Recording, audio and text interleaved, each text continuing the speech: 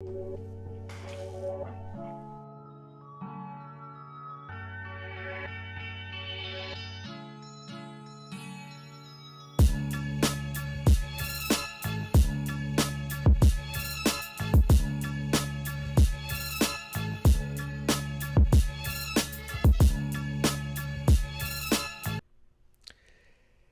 everyone, welcome to the CISO Talk podcast. James Azar, your host. Got a great episode for us this week. I have my very good friend, someone who I've met a few years ago, got to spend some time with here at a CyberHub Summit in Atlanta, Dr. Jason Edwards, who is the Cybersecurity Infosec Strategy Principal at USAA. Jason, welcome to the show. Hey, thanks for having me, James. Glad to be here. It's been a while since we've spoken, and I'm glad to finally get you on the podcast because I think the first time we met, this podcast was in its infancy, and now it's what it is. Yeah. Oh, no, and congratulations. I mean, it's great. It's fantastic. I'm really excited to have you on because you have a very, very unique role within USAA. And so before we kind of get into what does your title really mean, let's tell us a little bit about how your career got started in cyber and how you've been at USAA for this long.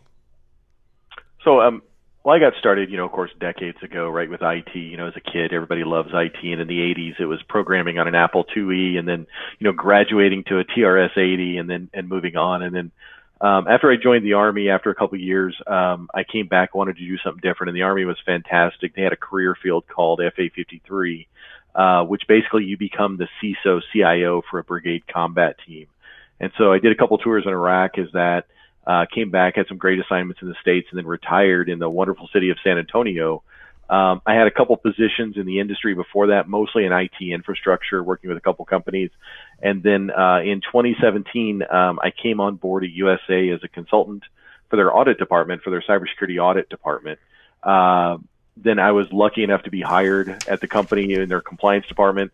And then I moved down to Infosec to help them build out assurance functions, some assurance stuff that I do. And so that's what I currently do. I deal a lot with regulatory compliance and the work that we're doing around that and dealing with the operational managers every day. I have another fantastic partner who's also the strategy principal. It's Rob Fisher. And he's really fantastic to work with. And together we kind of form that core of strategy for USA and for cybersecurity. You're also an adjunct professor. Yeah, in my third job, right? You know what I mean? In my fourth job. No, I got really lucky. I met the dean of HallMark, Dr. Paul Cooper, a little over a year and a half ago. He was over at Phoenix when I was finishing my doctorate, and he asked me to come on board to help teach over there and bring some life into it. He brought on a lot of other fantastic instructors. There's a good core there. HallMark, I really, really enjoy, right? I enjoy teaching, I think, more than anything. Just being able to express, how many possibilities there are in the field of cybersecurity. A lot of folks, a lot of young people, they go into university, say they want to be in cyber, and they think that everything revolves around pen testing, to be honest with you, right? Or working in incident response. And the great thing is being able to shape these young minds and teach them that there is a vast array of possible career opportunities in cyber for whatever taste that you have, right? Everything from management tracks to risk and compliance to actually doing pen testing and more of that, or even forensics. I mean, I think that's the great thing about our field. And one of the things I enjoy teaching at HallMark through their program, for both their bachelor's and their master's is just helping people explore those possibilities. We also get a lot of folks that come in at the adult level who want to switch careers. And, and I'm glad to inform them. And I'm really happy when we talk about it to explain to them what unlimited possibilities there are in our career field, right? And cybersecurity is growing every day. It's fantastic. Cybersecurity is not just pen testing. I think the common misconception from a lot of people is you have to start as a pen tester to be in cyber. It's exactly. Like people are trying to create a path that doesn't, there's no need to create a path in cyber. We need data analytics people in cyber. We need regulatory folks in cyber. We need pen testers. We need engineers. We need architects. We need them all. There's no exception. And especially if you're an adult person, right? If you're a little bit older, right? 30s, 40s, 50s, and you're really looking for a career change, absolutely there's a place for you in cybersecurity, right? And you will learn some of the fundamentals like everybody else, right? In a master's program at HallMark. but you're also going to learn all these different possibilities, right? So don't just think, and I don't want anybody listening to this saying, well, I'm an IT guy and I've been doing it forever, or I'm I'm an IT manager or something like that, and I don't think, at my level I can make the transition. You absolutely can. We need that kind of experience, right, in the cybersecurity field. Yeah. We can't wait 20 years to grow leadership, right? Well, the biggest job shortage today in cyber is in middle management, right? Because we either have people that are highly qualified to be CISOs, or we've got a bunch of pen testers and SOC analysts. And then that middle part is just filled by contractors from KPMG. You're right. Well, yeah, and it's exactly what it is, and that's where. And it's funny because those consultants are probably usually a lot of cases in those two areas as well, right? But they fill that role, But I think there's a lot of great experience, especially people who've led IT teams for years, right? Moving over into this. And there's some equivalent functions, right? People who led development around coding and application development, right? We have application security that you'd be fantastic in, right? If you're a Cisco administrator and you want to get into cybersecurity, absolutely, we need you in cybersecurity defense, right?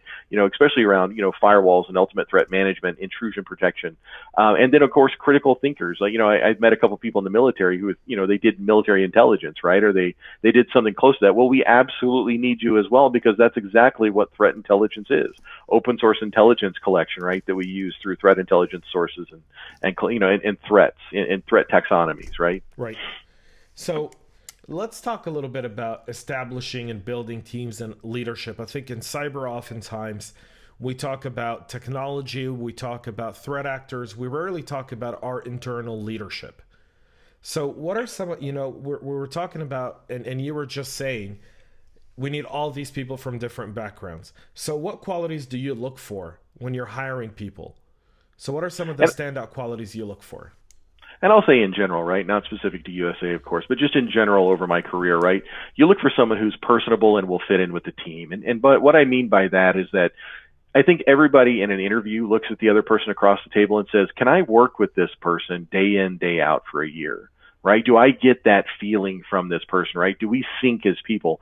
And what I do tell my students a lot of cases, right, is to make sure that when you're in these interviews, you make that personal connection, right? That's your number one goal, is to make a personal connection, because they really have to judge you. And I do that too. Everybody judges you like, can I work for this person or work with this person, over the next year or two or even 5 years, right? And then secondly, you look at their experience around how they handle crisis, right? So, and I would like to say that cybersecurity never has crisis, but let's face it, we pretty much live crisis to crisis in some days, right? Or some weeks or some months. And that's a really key or some skill, hours, right? some minutes. Yeah, some hours, some minutes, right? Yeah. And it's so funny because you think about it, in IT, it's usually an availability crisis or an availability crisis, right? So you got to have that experience. But when you get into cybersecurity management, it's, oh my God, is the company going to exist 10 minutes from now crisis? You know what I mean? Like, it's such you've upscaled the risk of your crisis management to an extreme degree. And that's why I say, you definitely want to look at leaders in other industries and see how well they can equate into your industry. And like you said, there's not a deep bench of cyber in the country right now, right? And there's so many companies competing for these folks, right? It's also going to come down to, and I would say is, are you the kind of leader that these people would want to work for? So it's also on you, right, in these interviews and these sessions, to make sure that you're making a connection to that person and showing them that they're valued, right, and that they would be valued on your team, because a lot of people will take that into consideration. It's not just money. Like, a lot of people will throw money at you in cybersecurity. In some cases, it's going to be pretty much similar. And it's really going to come down to, where do I think it would be the best place for me to work, right? And just a little plug for my current job, right? That was USAA. And just every day for a couple of years now, I've been thinking every morning, like, yeah, this is such a great decision. Well, I mean, USAA is also a bank with a real purpose. It's a financial institution with a purpose. It serves the veterans, Absolutely. Right? Absolutely. I mean, it serves the 1%. But the 1%, not in Wall Street, the 1% that makes sure that we can still be free every single day in this country. Oh yeah, and their families and their Right. grandchildren and their families, right? It's definitely a community that's different than most in the country, right? And if you've never been in the military, right, it's one of those experiences that you always have that respect for. But being in the military, of course, and then coming to USA and they're such a fantastic employer. But it's kind of funny. I've been a USA member for almost 20 years, and so when I started to work at USA, I was like, oh, this is how that all works, right? You know what I mean? Because I'd always had fantastic experiences, right, on the phones. When you work with them and they're through their app and everything, they've always been number one, right? USA is famous because they had so many military members. How do you deposit checks when you're in the military, right? And USA actually created that technology to do it with a cell phone. And they did it based on the need of their members. And that's really what drives USA every day is those members out in the field. And we see that through visualizations in the company and through training in the company and through messaging in the company. But it's really something I will tell you that every single person at USA takes to heart. Yeah, it's I will say this. Um it's still sad that our government pays our service people with checks. Well, in most cases they don't, right? In this Right. case, it is, In this but days it's ACH for it's predominantly. ACH, yeah. And But so, and I mean, yeah. Well, and I think there's two, right? You always look at the military and the profession that they serve and the risks that they take for the money that they're paid, right? And if you think about it, there's just no amount of money you can pay for someone who will give their life for their country, right? And so, that's one great thing about USA and many of the other companies that serve the military do is to make sure that they take care of them in every way possible, right? So USA giving back money to its members through the car insurance program that they had over the past couple of months. And you see that quite a lot. It's truly a company that believes that from top to bottom. yeah, it's that's been a really interesting thing to see how companies have adjusted to the COVID stuff, and we'll get into that in a little bit. So you started talking about you also need to demonstrate leadership skills. So what skills do you think we as security leaders need to have in order to really successfully lead and hire the right talent in our teams and in our respective organizations? I would say it's situational awareness, right? I mean, you're going to have a lot of things coming at you. And I had a platoon sergeant a very long time ago, and he described us as scouts, and he said we're a jack of all trades and a master of none. And that's what a leader in cybersecurity in a lot of cases is, right? You're going to have many multi-discipline teams that may be working for you, or many multi-discipline things, right? So one thing is you have to have a good sense of situational awareness, right? Like what they talk about with a pilot, being able to visualize things in your head and see where they are in the battlefield, like a military commander. And that's really kind of how you are as a cybersecurity person.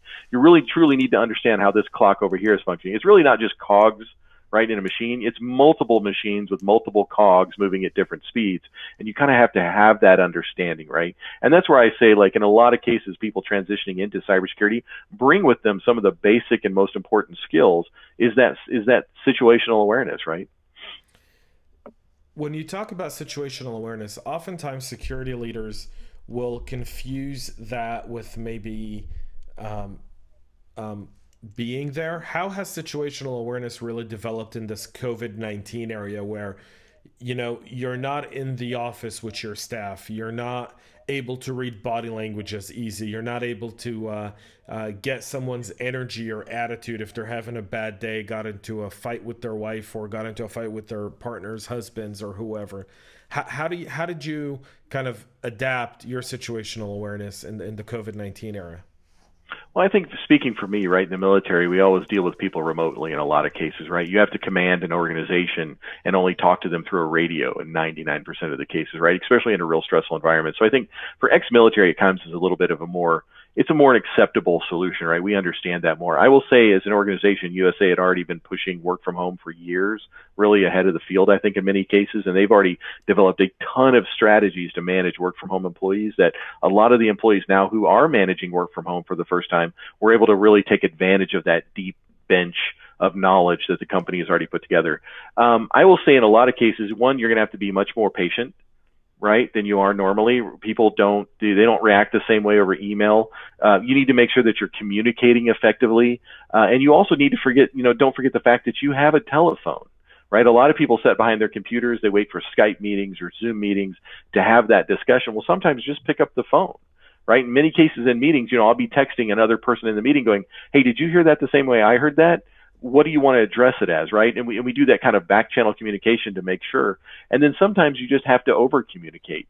in an office, right, you may say hi to one of your employees on a daily basis, or once a week or something like that. But you visually have them within sight of you, right? And so you understand that how they look and how they act and things are normal. You're not going to have that through a virtual team, right? You're going to have to over communicate in a lot of cases. And I think what a lot of successful leaders have done is they've set up these sessions during the week where through Zoom or through Skype, they can just they don't talk about work, right? You have a meeting without work where people just talk about, hey, what's going on in your life? You know what I mean? Hey, what are you guys doing? How are you coping with this, right? And give them an opportunity to use that water cooler that they're kind of missing, right? So especially in a home environment, I got two fantastic daughters and and if you know me very well, you understand how understanding a person who's married to me must be, right? So, one of my daughters is a gymnast, and when I say bouncing off the walls, I mean that quite literally, bouncing off the walls during the pandemic. And so one of the things that you miss as being an actual in an office worker is that you can go to work and have a different set of conversations about that. You have work friends that you talk to about home and life, right? In the pandemic, you don't have that. Right, you're literally stuck in your house. And so another thing that people also have to manage and understand is that in your home, if you're frustrated with the meeting, you get up, you cannot just go right into the other room where your kids are and be frustrated, right? At work, when you have a frustrating meeting, you get to walk out of the meeting. You get to walk around your office. You can go take a break, right? You can do that. At home, it's with the amount of meetings that we're having in place of these physical interactions. It's literally just meeting on top of meeting on top of meeting. And what you don't realize is you're carrying this wave of frustration throughout your day, and you really got to be cognizant of that. So let's talk about leadership beyond security. Let's talk about security leadership within an enterprise. What skills are needed to really communicate security effectively across the enterprise outside of the security team? So one thing I talk about a lot, right, especially with the board of directors and some other folks, is that security is like a confidence game. People have to believe that you're doing what's best for the business, because in a lot of cases, the business does not understand what you do, right? They just assume cybersecurity is securing the enterprise. And to be fair, that's not what they should have to understand, right? Our business partners are successful because they are experts in their field, right? So many years ago, for the beginning of my doctoral program, I read an article and I wrote some stuff on it, and it was about doctors who are adopting technology, right? Especially in the workforce, right? So you have these doctors who've been successful at what they do for 30 years, 30 years, brain surgeons, some of the most brilliant people on our planet, right? Hardworking people. And then you try to tell them how to use a SharePoint workflow and they feel like they're idiots. You know what I mean? And so we kind of make some calculations and judgments based on that. What we have to do as cybersecurity people is understand that our brain surgeons are going to be successful because they're focused on brain surgery, not that they're expected to know everything in cybersecurity that we do. They have to trust us to do that in the same way that we would trust a doctor or a professional with our lives when they're doing what they do, right? So what we have to do in the business, a lot of it is just marketing. We have to go out of our way to over-explain or to produce a brochure in some cases, right, where normally we would do it. At USAA, we have BISOs, right, business information security officers, and they work for our governance arm. And what they do is they actually go to business meetings, and they're the CISO's presence in these meetings where they can say, hey, have you considered this as part of that plan that you're doing as part of, a cybersecurity aspect? So you get out there and you mix, you show them the value of your program by having these discussions with them, right? And lastly, you understand that they can't be focused on cybersecurity all the time. So you develop your training and awareness programs to help them, not to just, splain them, right? You know what I mean? They're not getting the PowerPoint presentation anymore that says, here's some information. You're actually developing a program that's tailored to them. Like, for example, how do you talk to someone in insurance? How do you talk to someone in banking and get them to understand the cybersecurity risk, right? Or how important it is to check your emails for phishing. And a lot of that cases, the modern cybersecurity leader is not just a leader of technical resources, right? You're a salesman for your program. At the end of the day, cybersecurity is a cost center. Just like IT. IT is a cost center to many people in business. It's where they put money and then it goes out and it does stuff, right? But that money doesn't come back. A cybersecurity leader, a modern cybersecurity leader, has to explain how they're a business enabler, right? And look at many of these businesses that now are just primarily internet presences, right? Imagine if cybersecurity is bad at that business or they don't take it seriously enough. We've seen what happens to those businesses. And unlike Equifax, which is like a public utility, they won't survive the storm of a large breach, right? And so it's important for you as a cybersecurity leader. Half of your job is going to be selling your program, and the other half of your job is going to be running your program. A challenge that we have to contend with for years to come is the idea of how do we effectively communicate security across an enterprise. And culture matters, right? I think in USAA, because it's a organization that serves veterans, that predominantly works with people who've spent time in either the military, law enforcement, or other spots, security tends to be a state of mind. The situational awareness you talk about is something that exists within people who served in the military, but it doesn't necessarily exist with basic civilians. Basic civilians don't always pay attention to situational awareness. And so I'm interested to see how this develops with you. Like, I'm curious to see 2 years from now if you say the same thing. Oh, well, and the other thing I will tell you, since I worked cyber and IT in the Army, I've actually had this since 2006, this opinion, right? So one of my first jobs, right, as I became an FA-53, is I was assigned to a 2nd Brigade, 1st Cav at Fort Hood, and literally 2 months later we deployed to Iraq, right? And my job was to keep the engines running in cybersecurity and IT. So we had the full Microsoft stack. We had Linux stacks that we had to run. We had specific battle command system stacks that we had to take care of, right? And there's about 125 people in the brigade that were responsible for these things, and I was the CISO CIO for that brigade, right?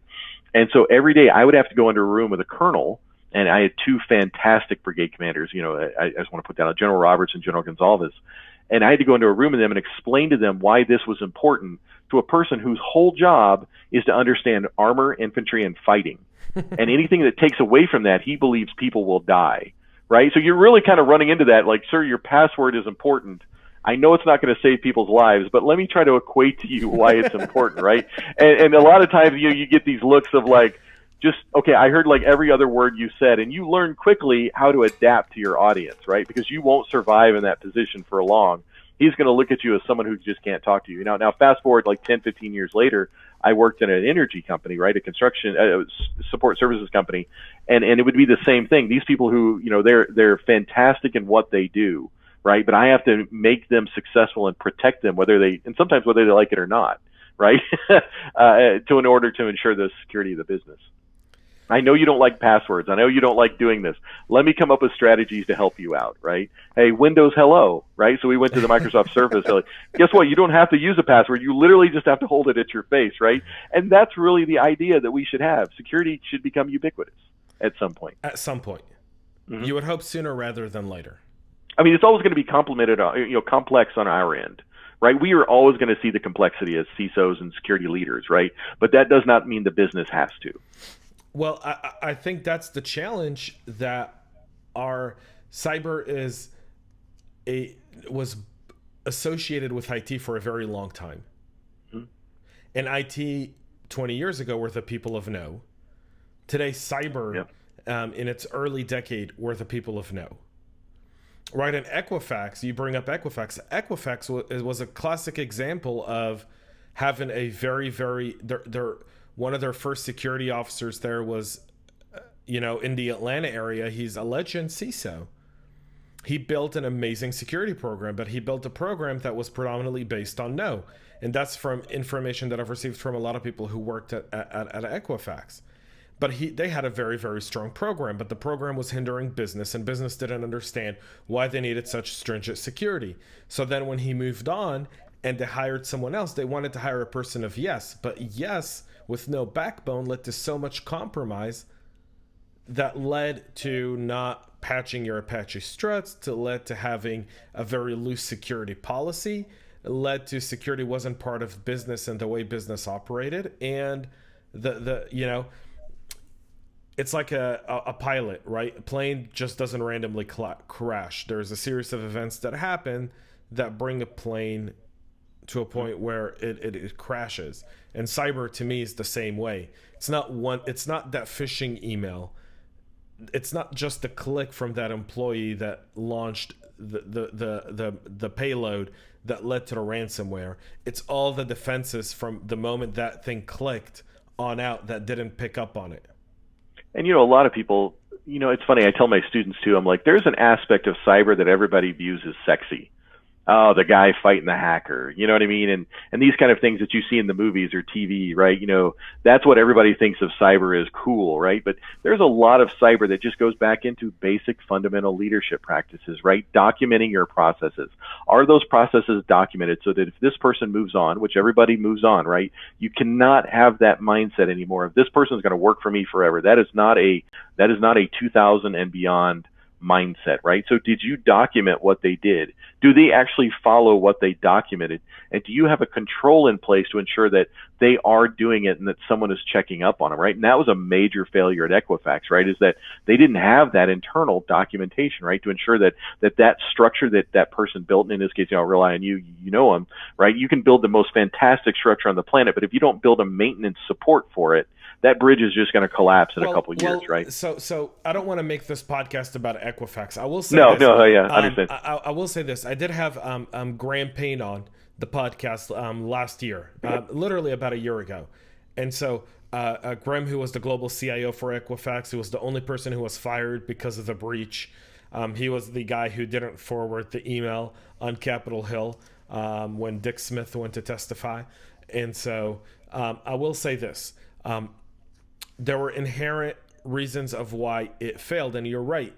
But a lot of times, I think Equifax isn't just the story of a public utility company who was breached by the Chinese. I think the story there is a public utility company whose initial security program was stringent, and the people there failed to communicate the importance of that program and failed to work with leadership to understand it. And then when they were replaced and new leadership came in, they wanted to win favor, so they started cutting corners and reducing security features in order to not hear the same things that the business was telling them about the previous leadership. Does that make sense?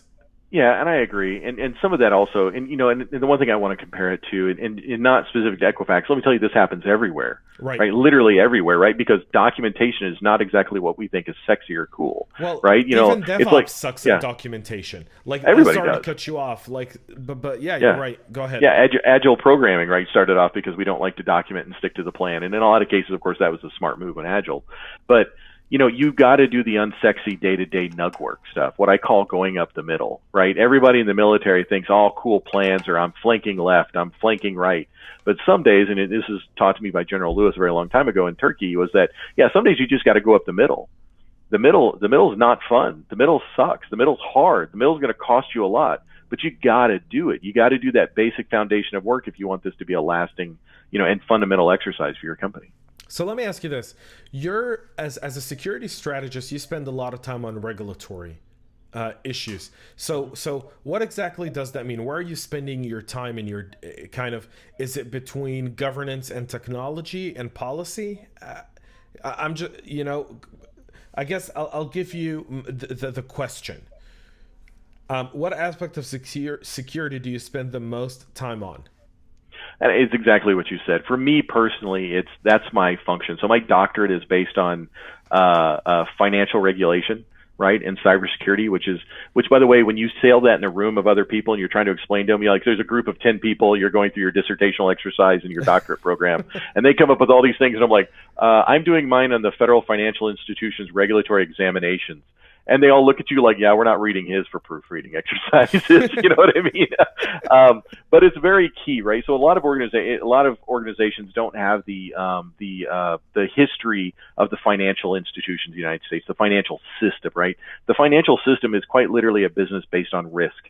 And every time there's been a large risk to the company, we usually end up creating a regulator. We created the OCC during the Civil War, right? That's a financial regulator. We created the Federal Reserve for a panic of 1907. We created the FDIC because of the Great Depression and the stock market crash of 29. We created the CFPB, the most recent one, right? Because of Dodd-Frank in 2010 and the crash in 2010 that hurt the country. The GLBA law that we all follow was created, right before the internet bubble and the growth of financial institutions. And so the thing is that these organizational entities, these federal agencies, these state agencies have created this body of work called regulatory guidance, right? And we always hear about TV, everybody talking about the proliferation of regulations and the administrative state and all these things. Well, that's exactly what this is, and there's a large amount of it. So to give you an example, the federal law is 3 sentences long. The GLBA that we focus on, the security rule, is 3 sentences long. The amount of guidance and stuff that we have to follow on the other end for IT and security is thousands of pages long, right? And that's how that goes from a law through the administrative, bureaucracy into these regulations and these guidance documents like the FFIEC. And so as a cybersecurity person in a bank, you're trying to, normally in cybersecurity, you go, okay, I'm going to use NIST CSF. That's my framework, right? I'm going to choose a controls framework, and it's going to be ISO, or it's going to be 800-53. But in a financial institution, you have what's called a regulatory framework.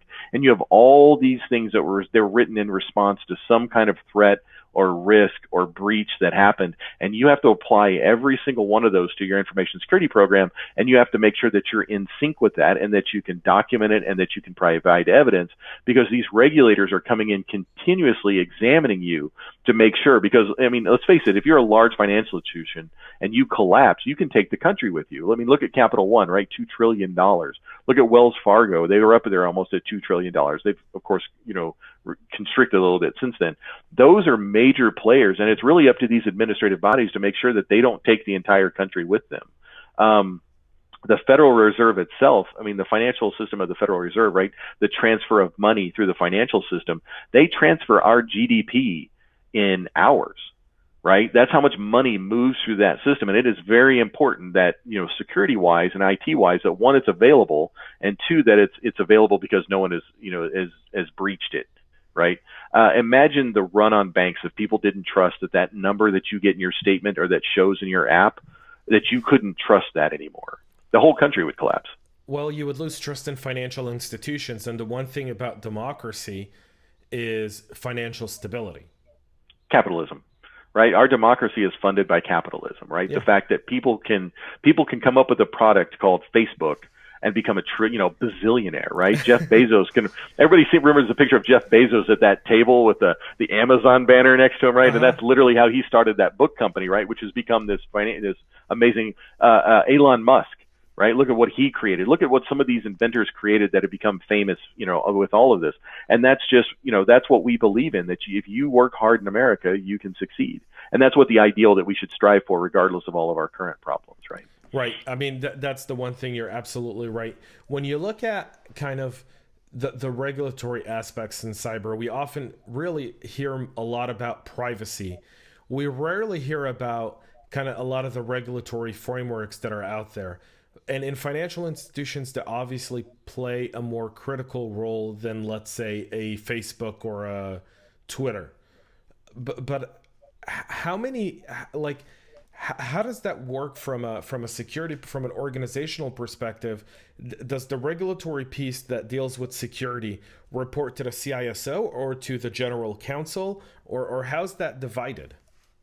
It's actually it's a series of systems that's been created, right? So if you look at like an onion, right, the very center is security, right? We call that the first line of defense. And the first line of defense, their responsibility is to manage the cybersecurity or IT risk, right? They're overseen by a next layer, and that's called the second line of defense, and that's risk and compliance in most financial institutions, right? And they, separately they form two functions. Risk are the risks you're taking worth the benefit, right? Or are you controlling the risks, right? For example, do you have that NIST 800-53 control in place? And is it effective? And then on the other side of it is your compliance department, who helps manage a lot of these regulations and these regulatory compliance risks that they have. On top of that is a third line of defense, and their job, of course, is to look at both the second and the first line, and that's your internal audit department. And of course, those are supplemented by external auditors. Now, outside of that bubble completely is the board of directors. And they're reviewing all of these reports, right? Especially the ones that are high risk. And then on top of that, you have the federal regulators, right, as that last line of defense out there, making sure that all of this is working. And do they make mistakes? Absolutely, right? We've seen that before. But in the financial industry, we saw what happened with some of the deregulation that happened with, before Dodd-Frank, right? And how people will just assume to take risks with other people's money in a lot of cases, right? And that's something that the financial system can't endure. And that's why all of those systems working together are important. And if they don't work together, there's regulatory impact, there's fines, there's compliance, consent orders, enforcement actions, right? To make sure that they become back into that. I think Wells Fargo is a great example, right? How they had some systemic issues, right, in some of their areas, and the regulators came in and they are empowered to basically fire your board of directors and fire people from the company. A government agency can do that to a bank. And actually, in some cases, they took it so far in Wells Fargo that they prevented them ever from working in the financial industry again, right? That's how bad the sanctions were in some cases. And they can do that depending on the bank. Well, but for the sake of fairness, yeah. When you're dealing with other people's money and you make bad decisions with other people's money, and in the cases you speak of in the Wells Fargo situation, it was inherently cultural relating to those people, that move by the government was absolutely justified. Yeah.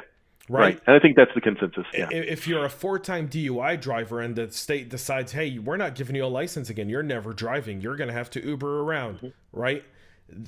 That's legitimate. You've been caught drunk driving 4 times, right? Yeah. I think that I compare that to that. Yeah, and I want to show that as like, and that's not even the worst case scenario, right? The federal regulators every year shut down numbers of banks and credit unions. They literally walk in, lock the door, and the FDIC pays out the money to make sure that those accounts are put in other banks, right? They literally do that all the time. That's actually what the regulators do. So if your bank is not performing with its fiduciary responsibility around risk, right, they can just take away your bank. They'll dissolve it, right? And so, and what let's go back to the confidence, right? Americans must have confidence in their financial institutions. And even with Dodd-Frank, and let's be real, right? In the vast number of financial institutions in the United States, they've done pretty well. I mean, that system has worked for America really, really well. There's always going to be some outliers, right, that cause these problems. So in information security, I will tell you, working in a financial institution is much, much more difficult than anything I've ever done. In the military, the risk was you just can't do that, right? Oh, look, there's a stig that says this setting cannot be turned on. So therefore, everybody in the military says it can't be turned on, right? There's an Army regulation that says this is what's going to happen. You have to do that. What a lot of people also in the transition from military to civilian service, right, or even some civilian, some private sector, they don't understand is that the business is allowed to take risks. What these financial regulators do is they fine tune what those risks are and how much risk you can take and have you controlled that. So as a cybersecurity person in a financial institution, it's doubly hard. Not only am I worried about industry frameworks and dealing with just regular risk, I have this entire area of compliance risk that not only do I have to manage the risk. So for example, you can be a financial institution, have absolutely no breaches and still get shut down, right? Because you're not managing your risk, right? And that's where I went back to Equifax, where, and these other companies where you need to document your procedures. You need to build that infrastructure for that bridge, because it's not just good enough to build a bridge and move on. That bridge has to last. It has to survive, right? Yeah, I mean, you bring up such a good point, which is a lot of times regulators kind of come in, but do regulators get cyber, right? A lot of times we hear, in a lot of conversations I've had, I'll pinpoint this, right? I'm personally, I have to deal with GDPR, right? As a virtual CISO, I deal a lot with privacy. That might be the worst piece of legislation ever written in terms of privacy, because it's really not a privacy law. It's a right to know law. Like, redefine it, right? I have a right to my data. I have a right to know what you use my data for, and I have a right to tell you delete my data. But I don't have a right to privacy. I have the right to know what you're doing with my data. And I take that differently. But in your experience, as you're kind of on the regulatory side, do these regulators understand the cybersecurity threats that are coming towards these organizations? And are their procedures and policies have the right guidelines in place to really ensure that financial institutions are inherently paying attention to security beyond the check mark on a compliance checklist? Yeah, and I got to be careful. I don't want to, again, I don't like painting an entire population with a single brush, right? I would say that in my experience, especially around my dissertation, right, where I worked with regulators, I think they're all, as an individual, they all absolutely want to do the best. They want to learn cyber. They want to do it, right? There's just a level of expectations when they move into federal service, right, versus into private sector. I would say in general, I think they do. I think they listen in a lot of cases, right? I've never had an experience where a regulator didn't understand it after we explained it in some cases. Just like everybody else in cyber, you can't be an expert on every single thing, right? And I think the best regulators and the ones I've been blessed to work with, to be honest with you, have listened to that, right? And they understand it. But again, in their situation, they can't take your word for it. Right? You've got to show evidence in these cases. And that's exactly what they do. And I think that's the level, what you want to have is a regulatory body that's not so intertwined with industry that they don't see the risks coming, right? You need to make sure that that line is fine and that everybody understands who steps over it. And I think so far what I've seen is the regulators have. Now, and Equifax is one example of something where the regulators don't always, they can't inspect your business, right? They can't do a top to bottom audit, right? But they rely on people in the company to do the right thing. And in Equifax, that's what you saw, right? These internal complaints, right? That people were doing the right thing that raised that level of effort. People were trying to do the right thing. Trying to do in most cases, right? Right. Yeah. They just weren't getting the buy-in from the higher ups to really get the right things done.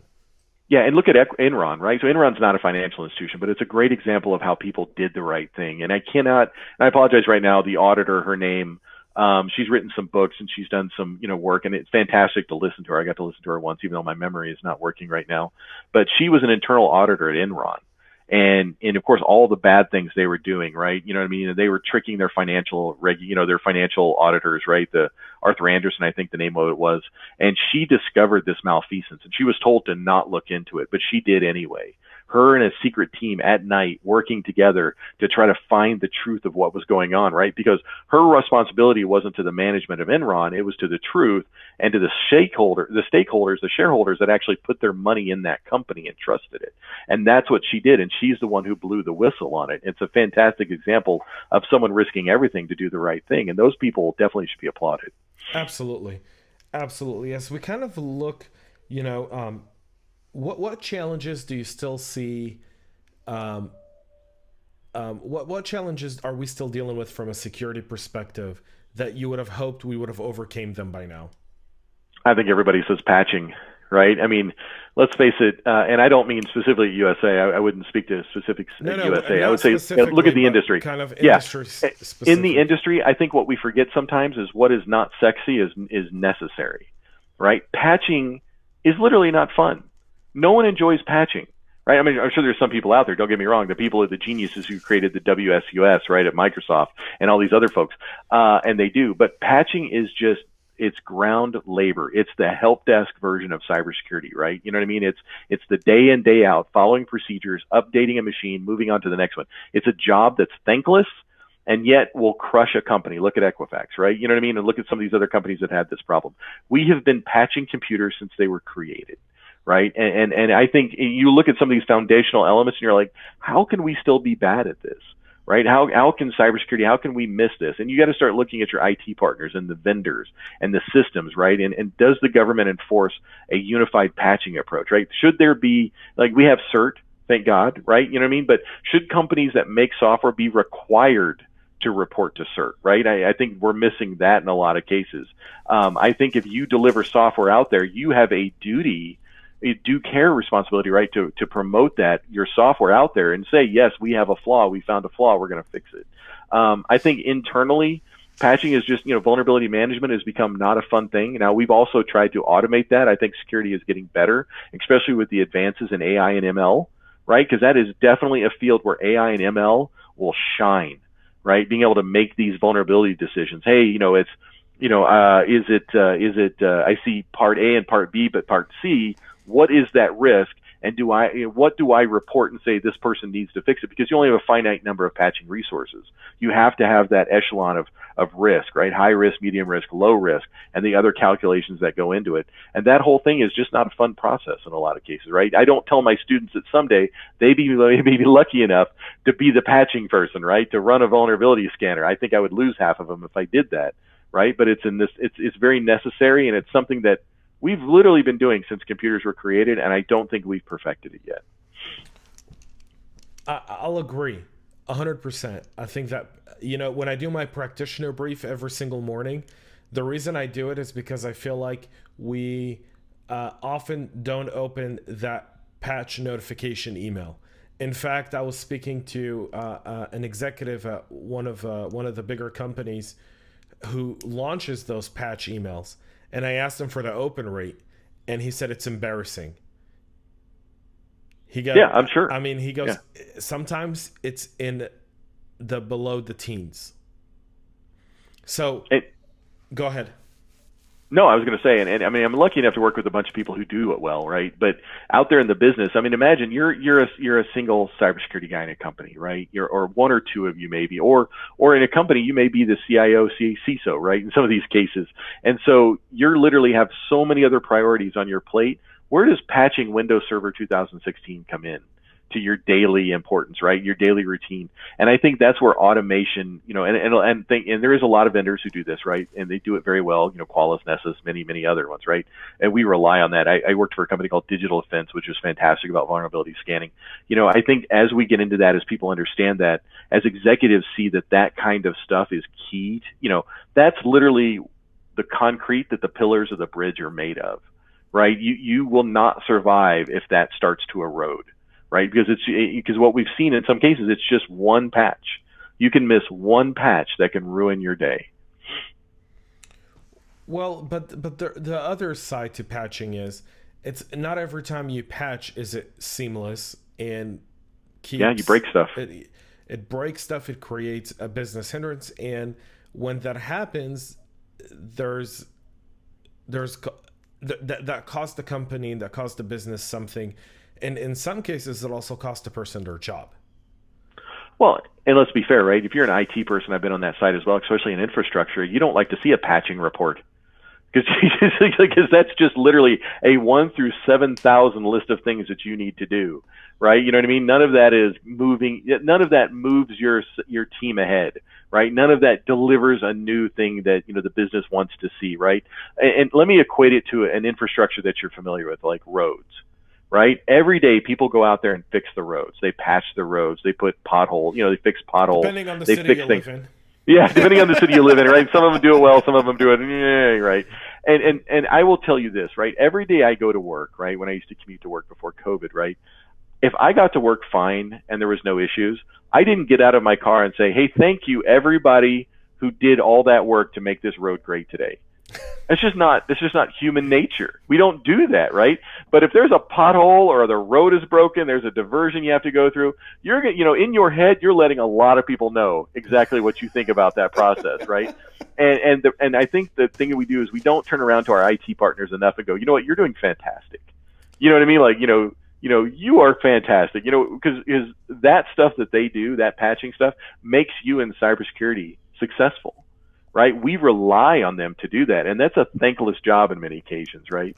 So, what are we doing really good right now? What are you proud of? What obstacle has cyber really overcame at this point? I think it's going to be there's a book, James Horner, I think he was the chief of staff of the Air Force in Desert Storm. He was a strategist for it, but he wrote this thing about how it was missile or the wing, and the Air Force went through this years of decades of things where they would defeat, okay, look, there's a better missile, airplanes are obsolete. Oh, look, now the airplanes have better countermeasures and the missiles are going to be obsolete. And they literally went back and forth, right, for decades, missile or the wing, missile or the wing. And I think in cybersecurity, it's just that way. I think right now we're on the uptick, right? We have AI, ML. We have a lot of these systems that we can, invest heavily in, right, that'll automate these processes. An automated process will get done correctly, right? You have a human in the process. They're just human. So the more things that we can automate, the better. But we have to stay ahead. And one thing I see coming up too is we keep forgetting all this AI and ML. Hackers are using the same stuff, right? Hackers have the ability to use the same types of technology that we do, right? And it's this constant balance back and forth. So I don't think I can pick one real thing. I think we have a lot of segments in the market, especially around vendor technology, where everybody wants to do one thing better than everybody else, and everybody's stuck on I need to sell you the problem before I sell you the solution, and we get stuck in problems sometimes, right? But I think we have a very vibrant vendor community to solve the problems, which is fantastic. I would say a lot of threat intelligence has done really well. They see the attacks coming, especially look at nation state attacks, right? So USAA is one of those companies that support the military. Well, and we make, there's a joke to be made that, they may not hack the Pentagon because the Pentagon will send them a Tomahawk cruise missile as a read receipt. Hey, thank you. You know what I mean? Military financial institutions can't do that, right? So we can be attacked, right? And we do really well at it. But, your threat intelligence teams looking at the type of TTPs, right? The tactics, techniques, and procedures of your enemy and what they're using today and defending you against it. I think we've done really well in that area. And that's a hard area. Yeah, that's the what I like to call the reading between the lines to realize what's real and what's not, what's true and what isn't, and what's going to happen, and what, the smoke screen from one side to the smoke screen from the other side. What do you see as a very positive thing about the security community as a whole? What are some of the things you're really proud of? Growth. I mean, we have jobs, right? You know what I mean? I think in the IT industry, you've seen a consolidation over the past 20 years into these giant cloud data centers, right? Nobody goes out, a small company doesn't go out and buy an Exchange server anymore, right? They dial into Office 365. So as you've seen this consolidation in the IT industry, you've seen a lot less need in some cases for certain types of IT skills, right? And they've actually, they've automated themselves out of it. I don't think you see that in cyber. You still need the human element in cyber to talk about cyber, to develop cyber. There's always going to be things in the background that can be run by a computer, just fine. But with cybersecurity and the confidence that we have, the business has the confidence in us, it still requires a cybersecurity person to go test that control, to go evaluate that system, to do that risk assessment, to put the human factor on it.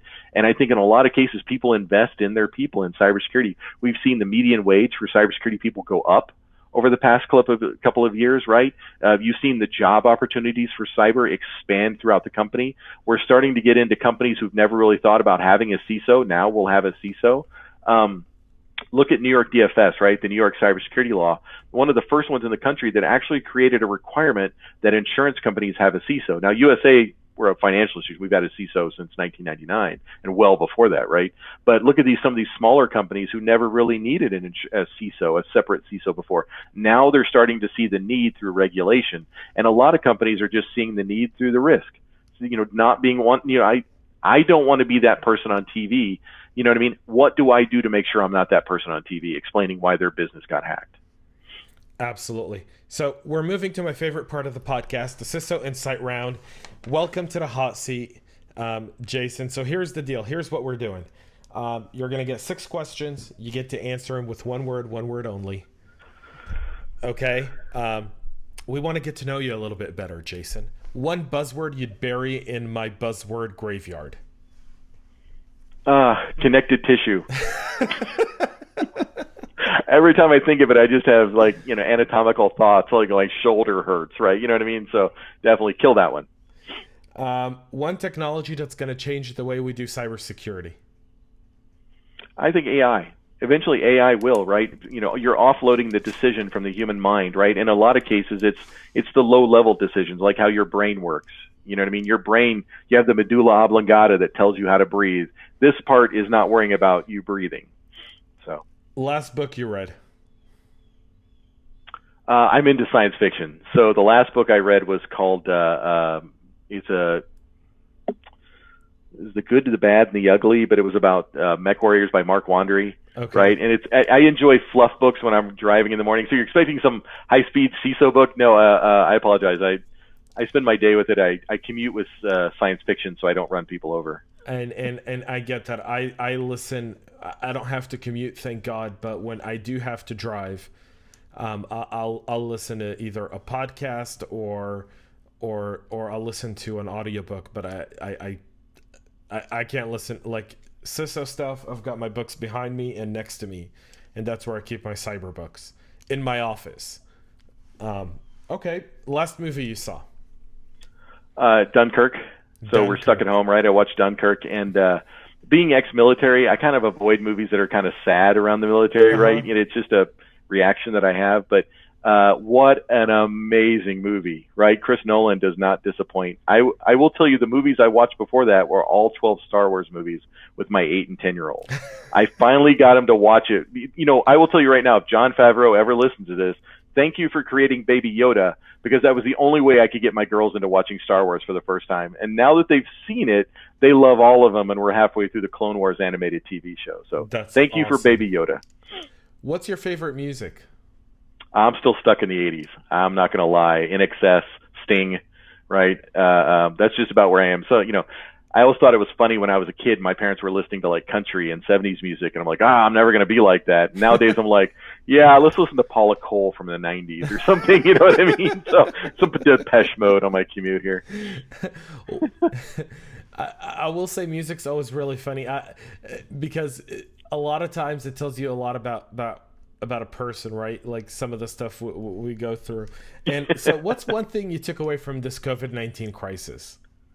People can work from home effectively. I think there was always this, and I will tell you, the great thing about working at USAA is they've had a large reliance on working from home. So we have these like robots that drive around USAA with telepresence robots, right? So people can actually be in physical meetings and stuff. And I think now across the industry, everybody who thought they could not work from home effectively were forced to work from home and become effectively. And I think that's a fantastic thing, because look at the environment, look at our traffic, look at our roads, look at gas, look at all of these things, right, that contribute to these urban nightmares, right, that we call cities. You know what I mean? Look at all of that now, looking at from it, well, the only time I'm going to go out is at night, right? And we're going to go to dinner or something, right? It changes the perspective of a lot of people about remote working. I can tell you, I know hundreds of people that probably won't come back to work because they enjoy it. Right. I think I'm one of those people who have to have a mix, right? Especially at my level, I need to have a mix of that experience. But being able to work from home has helped so many. Look at parents with small children, right? You know what I mean? Look at families who may have some health issues. Look at just the day-to-day stuff that, hey, I have to take the kid to the dentist at 10 o'clock. Well, now I don't have to leave work for an hour to drive there, to pick up my child, to take him to the dentist, to drop them back off, and to drive back to work, right? You've eliminated that as a problem in the future if we start embracing work from home. And the greatest proof of effort was this COVID-19 crisis. It can be done. Do you think the work from home is do you think more organizations are going to completely adopt it? I think it's going to be I think you're going to see in the industry. I absolutely think so. I think especially a lot of industry. USAA, of course, is looking at work from home at a large scale, right? Look at the cost of a building. Look at the cost of an employee. Look at all the security it requires to have an employee in the building and things like that, right? I think what we learned is a lot of the fears in cybersecurity that we had about working from home, they didn't materialize. Right? There's been no large breaches because of work from home, right? We have not seen that yet. We've seen an increase in ransomware. We've seen a 500% increase in phishing. We've seen a 280% increase in successful ransomware attacks. And that's mainly because of organizations that weren't prepared, where people went home and a family has 2 laptops and mom and dad are working off the laptop, and then the kids get on it, and unsecured Wi-Fi networks and stuff like that. If you're a company who has desktops for your employees, you need to be investing in laptops, right? That's what those employees need to be using, right? The financial industry, you can't use a shared machine, period. Right? So COVID-19 killed the desktops. Yeah, I think it did in the workplace. Exactly. People want to be mobile, and now it's for a fact. I will also tell you that there's some good cyber hygiene practices that people need to learn if they're not used to working from home. But guess what? We can train that. Right? We can train that. It's absolutely doable because we're training it right now in the industry. You know what I mean? I still think there's a lot of people who enjoy that face-to-face experience or are going to have that, right? But I actually enjoy being on a sales call with a vendor and I see his kid run across the background. It makes that personal connection. You know what I mean? It's kind of fantastic. But I think businesses now realize... You're not just a snake oil salesman. You have little ones. You know what I'm saying? It's like you're human too sometimes, right? But let's face it. I mean, okay, look at the people that travel, consultants, right? Every business has hundreds and hundreds of consultants. I have consultants that work for me. Why do I want to pay them to travel in the future? Why would I have the company pay that expense? And sometimes travel can be 10, 15, 20% of your actual consulting fee. Right? Care and feeding of a person, flying them across country, causing a disruption in their life. You just don't need to do that anymore in technology. I think we've proved the method. I will say that I'm flying out next week. by the time this podcast publishes, I'll be where I'm supposed to be. And so there are specific things that no matter how much technology you put into it, Agreed. you still need that face-to-face interaction. I think Agreed. you are. I think I started traveling a lot internationally and domestically around 2010. And I feel like now we're going to go back to that level. Because I remember in 2010, you would board a flight on a Monday morning. It wasn't always full. And last year, in the last 4 or 5 years, you board a Monday morning flight. I think 2015 thereof, you board an 8 a.m. morning flight out of Atlanta to go to New York.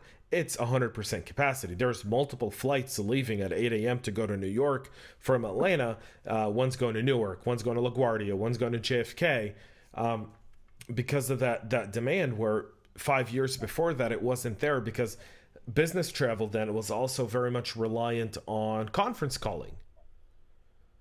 Right? I mean, everyone invested in like a Cisco meeting room with the camera and the big microphone and the audio, the hundreds of thousands of dollars, and now we use Zoom and we get $100 headset and we're pretty much set.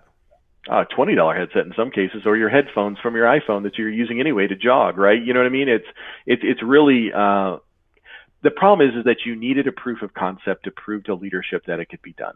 Right now, there's always going to be jobs, right? Like I will still like to go in, right? I still got to meet with people. I got to do that. But if you're a person that you commute for 45 minutes in the morning to go sit in front of a computer at work, to leave, to come home and commute for 45 minutes to get home, what are we doing to you as an employee? Are we making your life better? Well, right? You know what I mean? I agree with you. I mean, the one thing that a lot of people have seen in terms of, and I'll say this, in terms of specific, and it's not jobs, it's personality traits, right? Agreed. There have been people who in the pre-COVID-19 who would have to sit an hour and a half in traffic to get to the office, who then would take them just half an hour just to kind of get into the groove of work, right? So the person's in at 9 until 9:45, especially if it's in a traffic area. They're just not themselves. They just want to have a cup of coffee. They want to loosen up. They've been sitting in their car for an hour and a half, right? Yeah, absolutely. It's frustrating. It's extremely frustrating.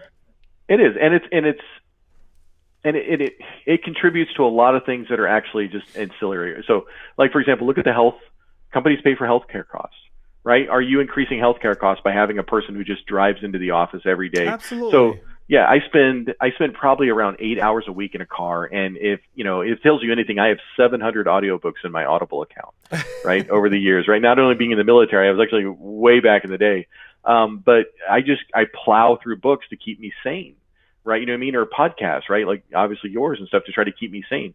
But I think people can do so much better, right? And I think one of the things, and let's be honest, right? It's leadership in some cases. How do I lead a virtual team? If you have a previous mindset or an old, or a mindset of I need to see them working, that's not the future, right? You need to judge people by the work product that you ask them to complete. Right? Are you giving them a task, a measurable task that you can measure and ensure that they finish? But that goes back to exactly what you said, which is leadership, right? A lot of times, I think this is the one thing COVID-19 did is it separated great managers from bad managers in a way that you couldn't do before. Whereas we've always, I think all of us at one point or another in our career worked for a really, really bad manager.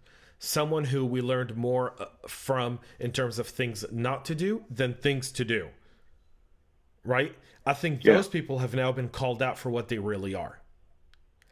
And the really good leaders who may not have been able to really get the face time with the executive leadership, that may not have been as comfortable in that building those relationships and really kind of winning over opinions.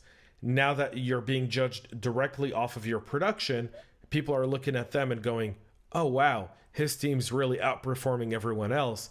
What is he doing? And you're going to get that FaceTime. You're going to get that relationship. You're now being judged based on your results rather than the suit and tie and shoes and car you're driving into work with, which was, when we watch old movies, one of the things I've been doing in COVID and at the evening is watching old movies, right? Yeah. So you watch like a movie from like 98, right? and you got the guy showing up in a $1,000 suit and a $50,000 car, right? And that was kind of Hollywood's idea of showing you, like, but this guy wasn't smart. He had no instincts. He was just a kiss ass and knew how to build relationships, but yeah. And now that person's being called out for it because you no longer have that FaceTime. Your excuses no longer work. It's now, do or die. Well, and let's call it what it is. It's trust. Yep. You know what I mean? A leader has to trust the people they hire to do the job. You have to give them their left and right limits. You have to give them what you expect of them.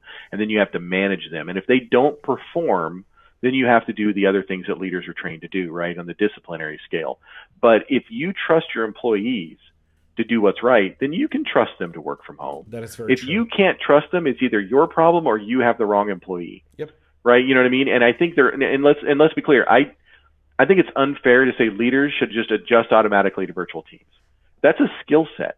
We need to look at that as that's a muscle that they've not exercised that maybe we need to do some training around, right? So there are many things around virtual teaming that you can learn. Virtual leadership is a different set of skills than in-person leadership for a lot of folks. I think as a company, it's behooving on us to go back and say, hey, let's create some training around that, maybe. Right? Let's teach them some effective leadership practices as being a virtual leader, right? To up our actual performance rate. Because they're a good leader in the building, maybe, right? Maybe they're a good leader in the building. Maybe you trust them. They understand the business. I don't want to toss them out because they can't figure out virtual teaming. Maybe they just need the push.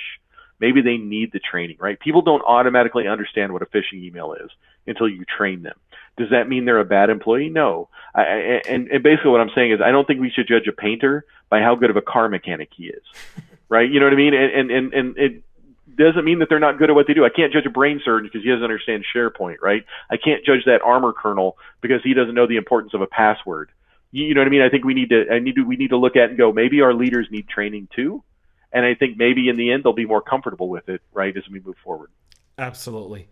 Folks, Dr. Jason Edwards from USAA joining us on the podcast today. Thank you so much for coming on the podcast. I really appreciate you taking the time, the wisdom, the ability to really kind of dive in on a lot of these topics and really give us some great content today. Thank you so much. I really do appreciate it.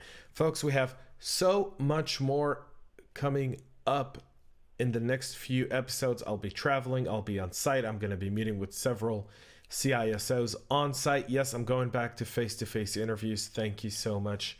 Thank you. Doing this over video is one thing and it's great, but sitting in person in a studio is a whole other experience. So we're very excited for that. Again, folks, Dr. Jason Edwards from USAA. I got to get a clap thing in here. Until next week, guys, make sure you subscribe, give us 5 stars. You can follow Dr. Jason Edwards on LinkedIn. He probably has one of the best LinkedIn pages for cybersecurity people. There's at least one good video every single day on there that just makes your day. And I think the one I saw today was the Slavic car crash. Yes. Yeah. Lessons learned. Don't do that ever again. You'll have to follow Dr. Jason Edwards or check it out. We'll share it on our CyberHub podcast page on LinkedIn as well. Until next time, folks, this is James Azar telling you thanks so much for listening. Thanks so much for subscribing. Thanks so much for tuning in. And most importantly, stay cyber safe.